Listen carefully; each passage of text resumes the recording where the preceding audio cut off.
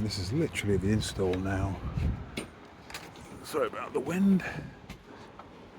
And the bird guards and everything. There's the first couple of panels going on. Around the roof lights, all the bars will be trimmed off as they go through. The connectors there ready waiting through the gate. Some of the kit, the optimizers to go on as well. Bird guards. But that's it for this stage.